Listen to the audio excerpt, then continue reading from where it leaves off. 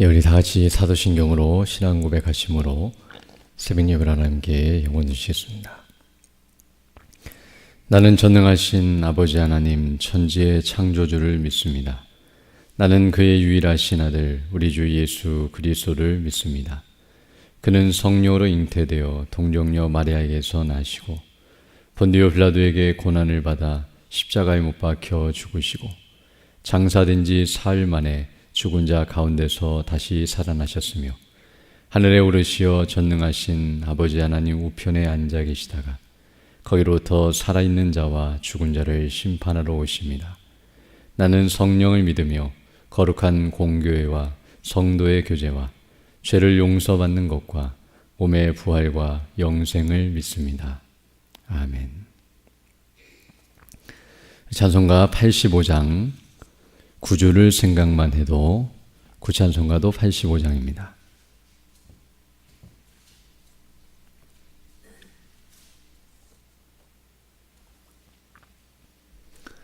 (85장) 함께 찬양되겠습니다. 구주를 생각만 해도 이렇게 좋거든. 주 얼굴 배울 때에야 얼마나 좋으랴. 만민의 구주 예수의 귀하신 이름은 천지에 있는 이름 중 비할 데 없도다.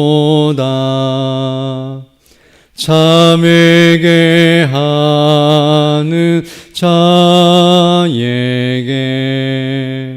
소망이 되시고 구하고 찾는 자에게 기쁨이 되신다. 예수의 넓은 사랑을 어찌다 말하랴. 주 사랑받은 사람만 그 사랑 알도다. 사랑의 구주 예수여 내 기쁨 되시고 이제로부터 영원히 영광이 되소서. 아멘.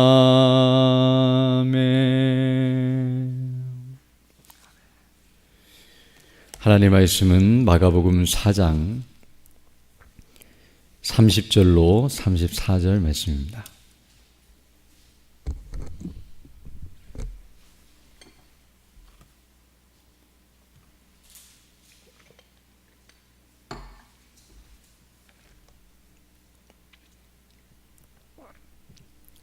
마가복음 4장 30절로 34절 말씀 제가 봉독해 드리겠습니다. 또 이르시되 우리가 하나님의 나라를 어떻게 비교하며 또 무슨 비유로 나타낼까? 겨자씨 한 알과 같으니 땅에 심길 때에는 땅 위의 모든 씨보다 작은 것이로되 심긴 후에는 자라서 모든 풀보다 커지며 큰 가지를 내나니 공중의 새들이 그 그늘에 깃들일 만큼 되느니라. 예수께서 이러한 많은 비유로 그들이 알아들을 수 있는 대로 말씀을 가르치시되 비유가 아니면 말씀하지 아니하시고 다만 혼자 계실 때에 그 제자들에게 모든 것을 해석하시더라. 아멘. 오늘 읽은 이 본 말씀은 이제 예수님의 비유의 말씀으로서 하나님 나라의 특징을 우리에게 가르쳐주고 계시는 내용입니다. 먼저 오늘 본문 30절을 보게 되면 이렇게 말씀하고 있는데요. 또 이르시되 우리가 하나님의 나라를 어떻게 비교하며 또 무슨 비유로 나타낼까라고 말씀하시므로 예수님께서는 지금 하나님 나라를 선포하시고 증거하시되 우리가 알아들을 수 있도록 비유로 설명해 주고 계시다는 것을 알 수 있습니다. 그래서 이제 그 하나님의 나라를 비유로 설명하시되 오늘 본문 31절로 32절을 보게 되면 겨자씨를 비유로 삼아서 말씀해 주고 계심을 알게 되는데요. 31절 보게 되면 겨자씨 한 알과 같으니 땅에 심길 때에는 땅 위의 모든 씨보다 작은 것이로되 심긴 후에는 자라서 모든 풀보다 커지며 큰 가지를 내나니 공중의 새들이 그 그늘에 깃들일 만큼 되느니라 라고 말씀해 주고 있습니다. 어떤 의미에서 지금 오늘 본문의 말씀도 넓은 의미에서는 일종의 씨 뿌리는 비유라고 말씀드릴 수 있는데요. 즉 씨를 뿌렸을 때에 나타나는 현상 또는 그 특징을 소재로 삼아서 하나님의 나라를 설명해 주고 계시는 모습이라고 할 수 있습니다. 우리가 이미 앞서 두 번에 걸쳐서 씨 뿌리는 비유에 대해서 설명하시는 그 예수님의 말씀을 들은 바가 있는데요. 이와 같이 예수님께서는 씨 뿌리는 비유, 즉 씨의 특성을 가지고서 하나님 나라를 설명하시되 그 강조점이 조금씩 다르다는 것을 우리가 알 수 있습니다. 제가 앞에서 살펴봤던 비유 중에 하나의 비유는 바로 씨를 뿌릴 때에 밭의 상태에 따라서 즉 길가냐 돌짝밭이냐 가시밭이냐 좋은 땅이냐 그런 밭의 상태에 따라서 그 씨가 어디에 뿌려지냐에 따라서 결실이 다르게 나타나는 것. 즉 어느 곳에서는 결실하지 못하고 어떤 곳에서는 30배, 60배, 100배의 결실을 하는 것처럼 이와 같이 씨를 뿌릴 때에 밭의 상태에 따라서 결실이 다른 모습을 강조점으로 삼아서 비유를 하셨다고 한다면 또 다른 비유, 지난 시간에 본 또 다른 비유에서는 씨의 특성 가운데 씨는 뿌려지면 반드시 자라나는 특성을 갖고 있다는 것. 즉 씨 속에 그런 능력과 하나님께서 그런 힘을 주셔서 씨는 떨어지면은 처음에는 싹이 나지만 그러나 이삭 그리고 곡식 그리고 나중에는 추수할 때까지 풍성하게 결실을 맺는 데까지 반드시 자라게 되는 특성을 갖고 있다는 것을 소재로 삼아서 거기에 강조점을 두면서 비유를 말씀하셨음을 알 수 있습니다. 그리고 이제 오늘 본문은 이제 그 씨가 가진 특성 중에 또 다른 하나의 특성을 가지고 그것을 강조점으로 삼아서 말씀하고 있는데요. 그것은 무엇이냐면 씨는 처음에는 작고 초라한 모습을 하고 있지만 그것이 심겨져서 자라게 되면 나중에는 크고 영광스러운 모습이 된다는 것을 강조점으로 삼아서 오늘 본문에서 겨자씨 비유로 이제 그 하나님의 나라를 설명하고 있음을 알 수 있습니다. 즉 우리가 아는 것처럼 처음 씨를 뿌릴 때 그 씨의 모습은 굉장히 조그만한 알갱이에 불과하고 그 씨를 보면 아무런 영광이나 능력을 볼 수가 없습니다. 그러나 그 씨가 뿌려지고 그 씨가 자라게 되어서 나중의 모습, 즉 그 씨가 자라서 풀이 되거나 나무가 된 최종 모습을 보게 되면 처음 씨의 상태와는 전혀 다른 모습이란 것을 알게 되는데요. 물론 씨 속에 나중의 모습이 다 들어있고 프로그램화되어 있지만 처음에는 씨를 볼 때는 그냥 조그마한 알갱이로만 보이는 것처럼 그것 속에는 아무런 능력도 없고 또 그 씨 자체만 보면 아무것도 보이지 않고 볼품이 없지만 그러나 나중에 그것이 다 나타났을 때에는 놀랍고 영광스러운 것을 보게 된다는 것을 우리가 알게 됩니다. 즉 씨의 처음의 상태와 나중의 상태가 전혀 다르다는 것을 알게 되는데요. 본질은 동일하지만 외적으로 보이는 모습이 처음에는 작고 초라하지만 나중에는 크고 영광스러운 모습이라는 것을 말씀하시면서 바로 하나님의 나라가 이런 특징을 가지고 있다는 것을 설명해 주고 계심을 알 수 있습니다. 즉 하나님의 나라, 그 하나님의 나라는 원래 영광스럽고 정말 높고 또 귀하다는 것을 우리가 알게 되는데요. 그러나 그 하나님의 나라는 처음에는 씨처럼 이렇게 작고 초라해 보인다는 것을 우리에게 가르쳐 주시며 바로 예수님께서 재림하실 때에는 완성될 하나님의 나라, 온전히 성취될 그 하나님의 나라는 크고 놀랍고 영광스러운 모습을 하게 될 것을 우리에게 가르쳐 주고 있습니다. 우리가 아는 것처럼 예수님이 초림하셨을 때 즉 예수님이 처음 동정녀 마리아를 통해서 이 땅에 태어나시고 그 예수님께서 오셔서 때가 찼고 하나님의 나라가 가까웠으니 회개하고 복음을 믿으라고 하면서 하나님 나라를 처음 증거하셨을 때에는 사람들이 그 하나님의 나라를 이해하지 못하고 그 처음의 모습은 너무나 초라하고 연약한 모습이었습니다. 바로 예수님의 모습이 그러하였고 예수님이 왕이심에도 불구하고 그 나라의 왕이셨음에도 불구하고 그 모습이 정말 시처럼 보잘것없고 또 잘 보이지 않았고 또 예수님의 제자들이나 초대교회 모습을 보더라도 정말 하나님의 나라는 세상 속에 있는 교회의 모습을 볼 때에 초라하고 아무것도 아닌 것처럼 보이는 그런 형태였다는 것을 알게 됩니다.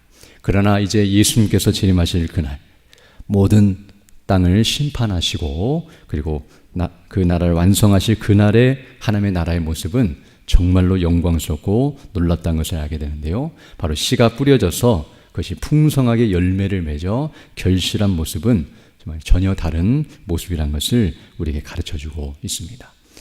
이처럼 하나님의 나라의 특성을 우리가 알아야 하며 우리가 눈에 보이는 우리가 이해하는 수준에서 하나님 나라를 이해해서는 안 되며 바로 하나님의 뜻을 온전히 깨닫고 확신하면서 그 영광을 늘 바라보고 내다보면서 바로 그 하나님의 나라를 받아들이고 믿고 의지해야 한다는 사실을 우리에게 다시 한번 가르쳐주고 있습니다. 또한 더 나아가서 이와 같이 하나님의 나라의 특성도 그렇지만 바로 이 하나님의 나라를 증거하는 하나님의 말씀도 마찬가지인데요. 바로 하나님 나라의 비밀, 그것을 바로 하나님의 말씀 또는 복음이라고 말하고 있는데 바로 이 복음의 말씀은 시처럼 처음에는 연약해 보이지만 우리가 복음을 증거하고 이렇게 성경을 통해서 하나님의 말씀을 증거될 때에는 눈에 잡히지 않고 보이지 않고 시처럼 보잘것없어 보이지만 그러나 그 복음의 말씀이 우리의 사람의 마음에 심겨지고 그 말씀이 온전히 결실하게 되는 모습은 정말 능력 있고 영광스러운 모습이라는 것을 알게 됩니다. 앞에서도 우리가 씨 뿌리는 비유를 통해서 씨가 처음에 땅에 떨어지면 처음에는 싹이지만 그 다음에 이삭과 충실한 곡식으로 자라가는 것처럼 처음에 우리 마음에 말씀이 뿌려지면 처음에는 사라진 것처럼 보여지고 아무런 능력이 나타나지 않는 것처럼 보여지지만 그 말씀은 살아 역사하여 우리의 심령을 변화시키고 우리로 성화시키시며 온전케 하심으로 우리를 변화시키는 능력이 있고 그리고 말씀에 따라 순종할 때에 우리가 그리스도의 형상을 닮아가고 마지막 날 완전히 성화되며 천국의 영광을 누리게 될 때에는 정말 전혀 다른 모습이 된다는 것을 우리에게 말씀해 주심으로 바로 말씀이 얼마나 크고 놀랍고 영광스러운지를 우리에게 가르쳐주고 있습니다. 그러나 농부가 처음 씨를 뿌릴 때에는 그 씨를 보고 뿌리는 것이 아니라 그 씨가 자라서 영광스러운 모습이 될 것을 기대하면서 마지막 날 결실의 모습을 생각하면서 씨를 뿌리는 것처럼 우리도 하나님의 말씀을 뿌릴 때, 즉 복음을 증거할 때에 바로 그 복음의 영광을 주목하면서 그 일을 행해야 한다는 사실을 우리에게 가르쳐주고 있습니다. 또한 말씀을 뿌릴 때만 그러는 것이 아니라 말씀을 들을 때도 마찬가지인데요. 바로 그 말씀의 능력과 영광을 확신하고 그 말씀이 내 속에 들어와서 어떻게 역사하실지를 기대하고 소망하면서 그 말씀을 듣는 것이 합당하다는 것을 알게 되며 하나님께서 행하실 일과 하나님께서 우리에게 약속하시고 그 약속이 성취될 그 영광의 날을 계속 주목하면서 그 은혜를 사모하며 말씀을 전하고 말씀을 들어야 한다는 것을 우리가 깨닫게 됩니다. 또한 우리 주 예수 그리스도 바로 그 복음의 은혜와 영광의 핵심인 예수님이 어떠하신 분이신지를 우리가 계속 주목해야 하는데요. 바로 앞서 말씀한 것처럼 초림하신 예수님은 초라하고 연약한 모습이었지만 죽으시고 부활하시고 승천하시고 다시 오실 만왕의 왕은 정말로 영광스럽고 놀랍고 존귀하신 분이시라는 것을 기억하면서 그 예수님을 담대히 증거하고 그 예수님을 온전히 믿고 의지하며 그 영광을 늘 생각하면서 이 땅을 살아가는 것이 합당한 자의 모습이란 것을 우리에게 가르쳐주고 있는데요. 우리에게 주신 이 하나님의 말씀을 우리가 늘 상고하고 그 말씀이 이제 완전히 성취되고 온전히 드러날 그 뜻이 완전히 성취될 그날을 생각하면서 우리가 믿음을 견지하며 그 믿음을 따라서 담대하게 복음을 증거하고 우리가 주일의 말씀을 듣는 것처럼 두 증인의 삶을 사는 것처럼 바로 담대하게 핍박과 고난이 있어도 주님을 닮아가면서 주님 행하신 일처럼 정말 사람들이 알아듣든 못 알아듣든 계속 복음의 말씀을 증거하고 그 하나님의 뜻을 위해 순종하며 나아가는 것이 우리의 마땅한 모습임을 다시 한번 깨닫게 됩니다. 뒤에 이제 이어지는 33절로 34절을 보게 되면 예수께서 이러한 많은 비유로 그들이 알아들을 수 있을 대로 말씀을 가르치시되 비유가 아니면 말씀하지 아니하시고 다만 혼자 계실 때에 그 제자에게 모든 것을 해석하시니라 라고 말씀해 주고 있는데요. 어찌 보면 예수님께서 비유로 말씀하셨을 때는 시를 보는 것처럼 그 말씀이 감이 잡히지 않고 또 그 말씀의 실상이 제대로 보이지 않는다 할지라도 뒤에 예수님께서 해석하여 주시고 그 의미가 무엇인지를 밝히 드러내 주실 때에 제자들이 그 말씀에 대한 영광과 그 능력을 확신하게 되고 또 그런 은혜가 풍성해진 것처럼 우리도 하나님의 말씀을 들을 때에 그 말씀이 의미하는 바가 무엇이며 그 능력과 영광이 무엇인지를 더 알게 해달라고 기도하고 또 그런 은혜를 사모하며 말씀을 들어서 그 말씀의 영광을 더 아는 지식과 은혜가 자라가는 일이 있어야 할 것이고요.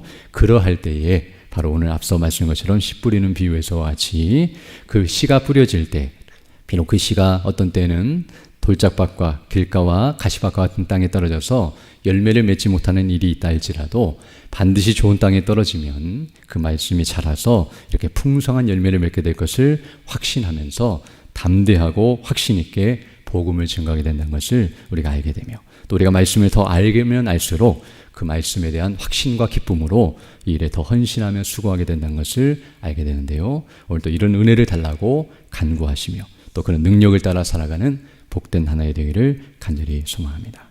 함께 기도드리겠습니다. 거룩하시고 자비로우신 아버지 하나님 감사를 드립니다. 오늘도 새날 새 아침을 우리에게 허락해 주시고 복음을 증거하며 주님이 맡기신 사명을 감당하며 그 뜻을 따라 살아갈 수 있는 복된 하나를 우리에게 허락해 주심을 감사드립니다. 늘 주의 뜻이 무엇인지를 분별하고 그 뜻을 따라 살아갈 수 있도록 능력과 지혜와 은혜를 허락해 주셔서 날마다 그 하나님의 말씀의 영광을 주목하고 그 영광스러운 날을 늘 사모하면서 우리 주님 재림하시는 그날을 늘 묵상하고 늘 기대하면서 우리에게 맡기신 사명을 잘 감당할 수 있도록 은혜를 더해 주시고 우리의 시간을 허비하고 우리의 물질을 낭비하며 헛된 삶을 사는 어리석은 자가 되지 않게 하여 주시고 주의 일에 열심을 내며 수고함으로 주의 뜻을 이루어가고 풍성한 열매를 맺어가며 주를 기쁘시게 하고 영원하게 하는 삶을 살아가는 우리 모두 될 수 있도록 은총을 더하여 주옵소서.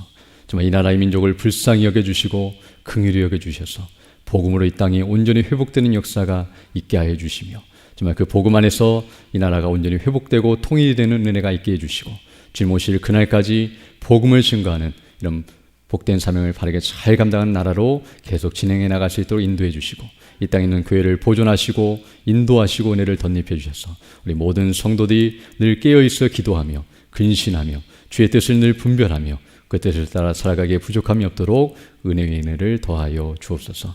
연약한 죽는 주 백성들 일일이 기억해 주시고 치료해 주시고 회복해 주셔서 더 건강한 모습으로 주의 일에 힘쓰는 믿음의 사람들 다 될 수 있도록 은혜를 더해 주시며 특별히 오늘부터 치료에 들어가는 우리 이종목 권사님에게 은혜를 덧입혀 주셔서 그 모든 치료 과정을 통해서 하나님의 영광을 맛보게 하시고 또 온전히 치료받아 건강을 회복하여서 주께 영광 돌릴 수도 은혜를 덧입혀 주시며 또 우리 모든 성도들의 가정과 또 행하는 모든 일들에 은혜를 덧입혀 주사 우리 모두가 정말 이 땅을 살아가면서 주님 맡기신 복음의 삶을 잘 감당하며 이 순례길을 살아갈 수 있도록 은혜로 늘 함께해 주옵소서. 이 시간 기도할 때 주의 성령께서 함께하사 믿음으로 주의 뜻을 간구하는 귀한 시간 되게 하시고 그 뜻을 따라 살아가는 복된 하나가 될 수 있도록 은총을 더하여 주옵소서. 우리 구주 예수님 이름으로 기도드립니다. 아멘. 하늘에 계신 우리 아버지, 아버지의 이름을 거룩하게 하시며 아버지의 나라가 오게 하시며 아버지의 뜻이 하늘에서와 같이 땅에서도 이루어지게 하소서. 오늘 우리에게 일용할 양식을 주시고 우리가 우리에게 잘못한 사람을 용서하여 준 것 같이 우리 죄를 용서하여 주시고 우리를 시험에 빠지지 않게 하시고 악에서 구하소서. 나라와 권능과 영광이 영원히 아버지의 것입니다. 아멘. 기도하시고 돌아가시 바랍니다.